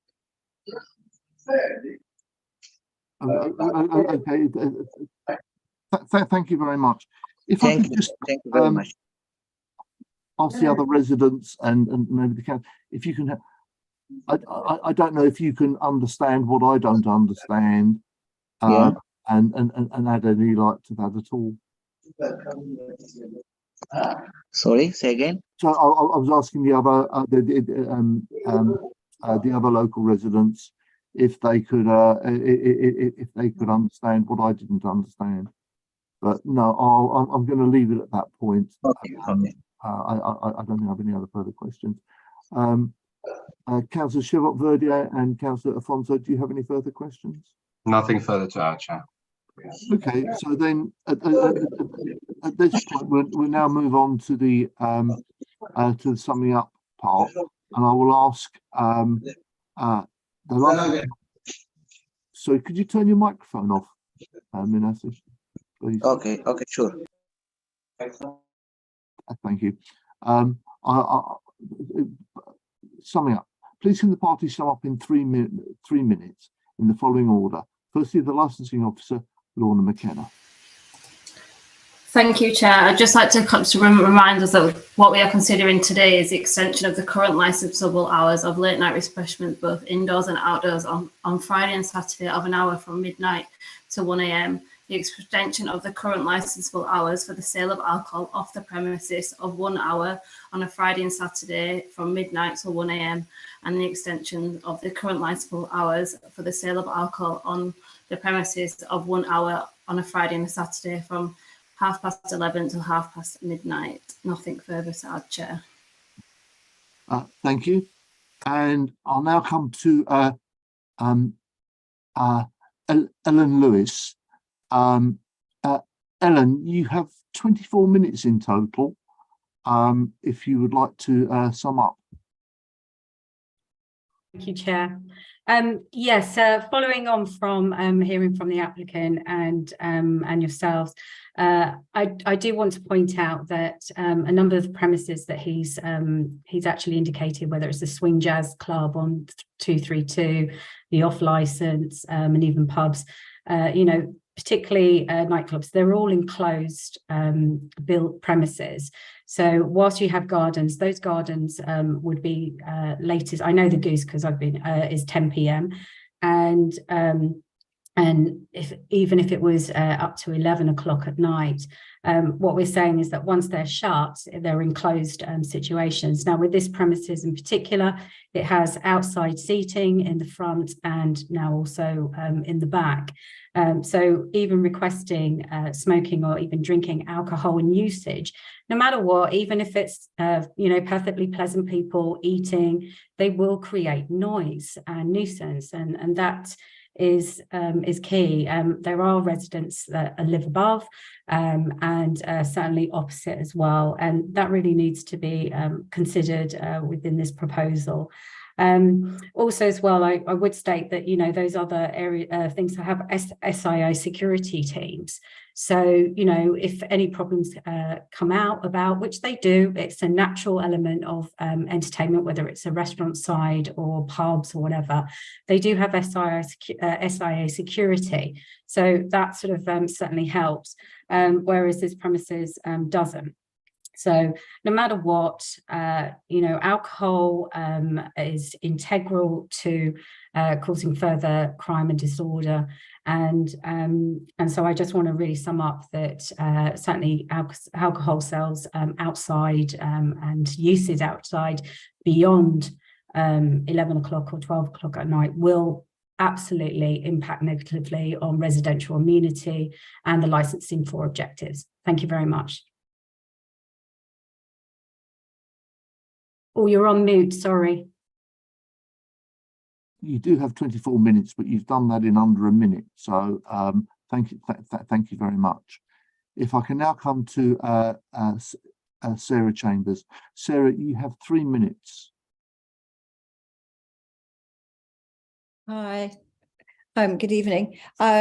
Just to sum up, the extension of this hours, as everybody has already referred to, is not compatible with the residents living in the immediate surrounding neighbourhood. I think, as you referred to, as the Peabody and the Settlescombe road around the corner, we've also considered what the noise will be from in great detail about the noise from the garden, but we also need to consider the noise from the deliveries from the off-license sales that will be taking place. I assume that those will be delivered by motorbikes and by cars to individuals, assuming that they're using the delivery platforms. They won't be delivered by foot or by cycle. And just in general, I think that selling alcohol to this later hour will result in increased crime and antisocial behaviour on the North End Road, which, as the police have discussed with us, is making the North End Road a little bit of a hotspot at the moment. And as a resident of 20 years who's been chairing a ward panel for about 10 years, we can see this coming through in the crime data at the moment. Thank you.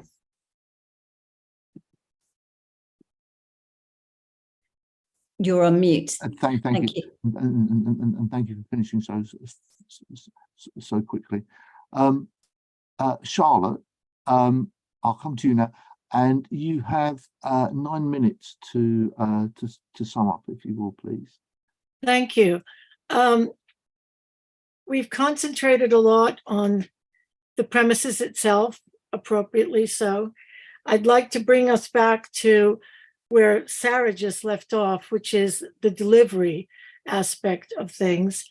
I'd like to refer you to page 34 of Supplemental A. This was brought up before about planning and licensing, but I would like to just make clear that we are all clear that in the guidance, as well as in your own policy on page 31, in the last paragraph, you state the same thing because your policy is based on the guidance, which is based on the Act. That when hours differ between planning and licensing hours, quote, the applicant must observe the earlier closing time. So that's where there is definitely even now a disconnect, I think. But so I just want to make that point. And on page 35, so my evidence E, the same thing, the police suggest hours, but the hours are neither within the framework, nor are they supported by any crime statistics that would show that crime is decreasing. So it's okay to maybe give them another half hour. Let's give it a whirl.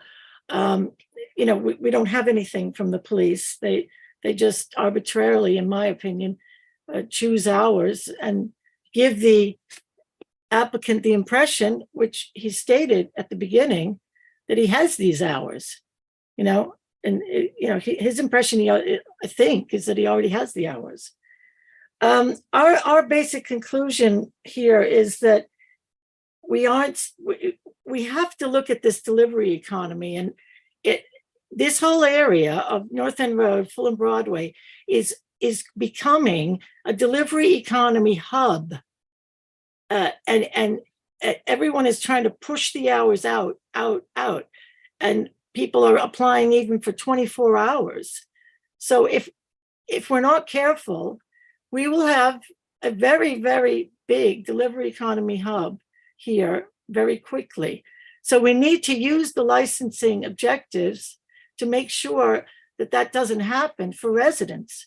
Because what is Fulham but it's residential with some wonderful high roads, such as North End Road, such as Fulham Broadway, such as Fulham Road, etc. So it's all about residents. And we'd like to ask you to find ways to protect us, to protect our time that we need to sleep, to protect noise, to protect us when we're walking around. I mean, we have real problems, which is not your problem, but with these scooters, and we have a lot of new accidents, and all kinds of problems are developing that no one can really control. But we can control some of these problems if we stop extending hours just for the sake of extending hours. It was brought up recently that a lot of these cafes and restaurants and pubs, they want extended hours, but a lot of their time, especially the takeaways, if they improved the way that they operate and what they offer and not had soggy food or whatever, then, you know, they grow a much bigger clientele. And during daytime hours, they could make a lot more money, or a lot more turnover, let's put it that way. So we're asking you to really take very, very seriously, no matter where the premises is and no matter where we live, we're all part of this big radius. And I sit on the ward panel for my ward, which Sarah is the co-chair of. And the ward panel represents everyone in the ward.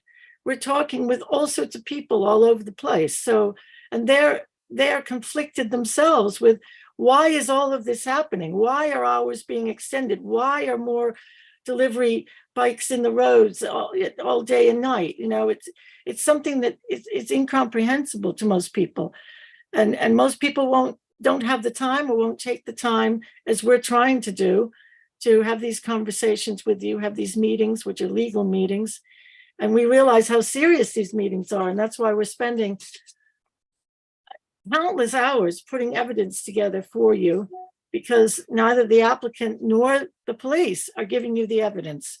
So we've decided we've got to do it ourselves. And we hope that you respect us for that, and that you act upon it, which you need evidence to make your decision. That's again in your policy, in the guidance, and in the Act. So thank you very, very much for your attention tonight. And I know that it was a lot to read and a lot to take in, but it seems the only way to give you enough foundation to make the decisions that are best for Fulham and Fulham is close to our hearts. Thank you. Thank you very much, Charlotte, and thank you. That's you finished in almost half of the allotted time. So thank you. And I'll now come to Councillor Sharon Holder. Councillor Holder, you have 6 minutes. Thank you very much, Chair. Again, mine is going to be short because I think we've covered all the points time and time again in terms of what the local residents and ourselves wish to convey. I think in summary, what I would reiterate is that we welcome businesses in Northam Road and we welcome this new business. But the problem here is a further extension to the time that's being requested. And talking about the residents in Shooter Reed House of Clematley Estate, which again, I repeat, looks over Northam Road and therefore is directly facing this business. They will be subject to a further increase in smoking levels with people, and I've heard what the Menashe has said about moving people to the back, and that it would be very welcomed if we could say to local people that there will be no smoking at the front of the shop. But there still will be late night noise, and this is not conducive to the residents, most of which, and I'm not going to talk for any individual, but if they're on low incomes, then that likely means that they work early hours and work, and need to have a good night's sleep, and particularly those families in Shooter Reed that have children, young children, and if they use the bedrooms at the front, again, children will be able to look out the window and see what's going on. And whilst we, as I said before, welcome the business operating, Councillor Coleman and myself just see no reason why there should be a further extension of the time, because all that will do, as I said, is disturb the local residents of Shooter Reed. And as has been pointed out, any other residents that are adjacent to the shop that may live in the premises above those. Anyhow, hopefully that confirms what our position is. Our only opposition is that the business wants to extend even further. We don't see it necessary for any business to do that. By all means, keep residents in there and let them enjoy their food and to have a drink. But to continue that business operating with an outdoor and indoor license, I think I'm going to have a problem in justifying that to local people who often don't look at these applications when they're being applied for. It's only afterwards we hear from them, Chair, when the noise problem becomes an issue for them. Thank you. Thank you, Councillor Holder. We've now finished up finished with the summary section, and we now come to the deliberations. The committee will now retire to take its decision in a separate meeting room. Yeah, sorry, the applicant has a chance to sum up as well. Oh, I beg your pardon. Charles, thank you very much for and I do beg your pardon, Menashe. You have 42 minutes to sum up your application.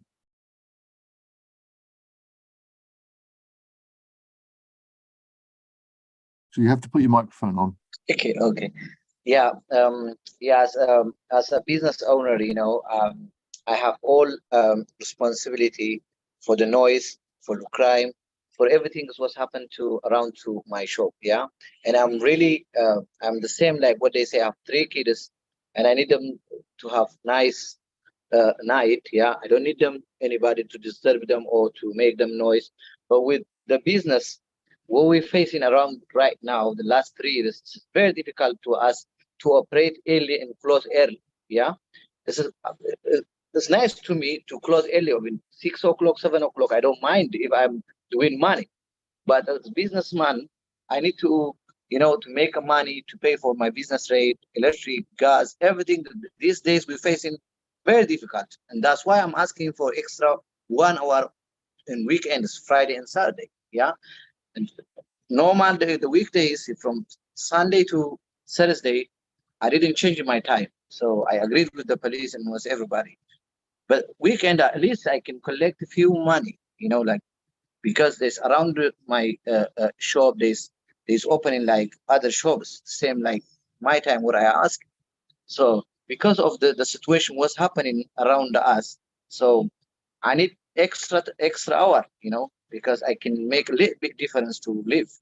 So that's the only I'm asking about it. So there's not making difference if I ask 1 hour extra on Friday and Saturday. So that's why, because it's really difficult, the business around us. I don't need, to be look bad around here in North End Road. The same like another people, they take care of the North End Road. I live in North End Road as well, so I know how it look like North End Road. Yeah, so that's why I'm asking 1 extra hour. There is, I know the situation was happening around here, but I'm really take care as well. I have responsibility. I'm responsibility man. Yeah. Thank you very much.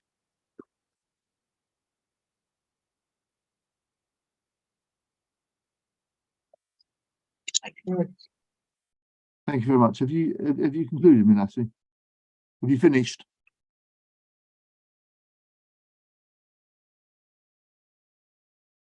Just nod your head if you've finished. Sorry, I finished. Okay, thank you very much. Thank you very much. I really appreciate it. Thank you.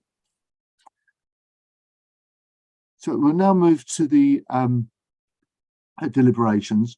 The committee will now retire to take its decision in a separate meeting room. You are welcome to remain in the meeting to hear the committee's decision. However, this may take some time. If you don't want to wait, a summary decision will be published on the council's website tomorrow morning. Can I ask members to turn off their video, mute their microphones, and join the private teams meeting for deliberations.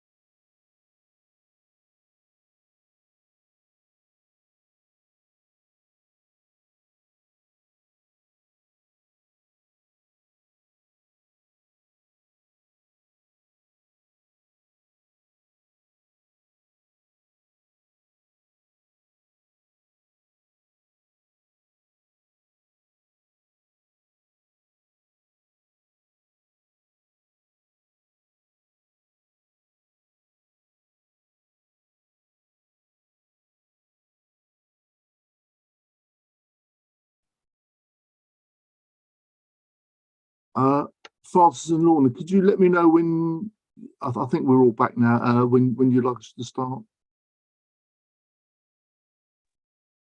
Yes, Chair, just to confirm that Councillor Holder's come off the call and also the applicant has as well.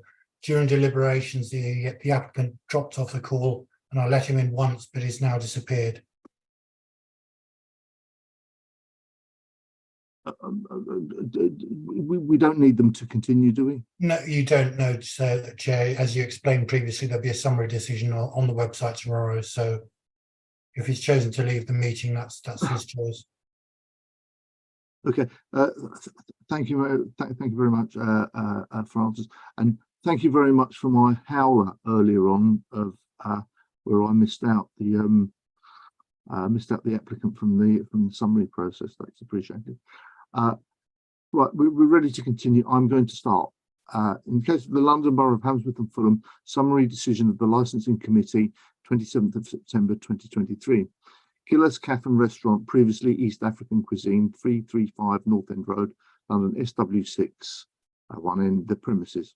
The committee has considered an application to vary the hours for late night refreshment, sale of alcohol on and off the premises, and the opening times under the Licensing Act 2003, the application. In summary, the committee has decided, after taking into account all of the individual circumstances of this case and the promotion of the 4 licensing objectives, to reject the application. A copy of the committee's full decision, including its reasons, will be sent to the parties forthwith. If the applicant is unhappy with the decision, they are entitled to appeal to the Magistrates' Court within 21 days from the date of the notification of the full decision. This was Licensing Subcommittee, 27th of September 2023. Thank you all and good night. Good night.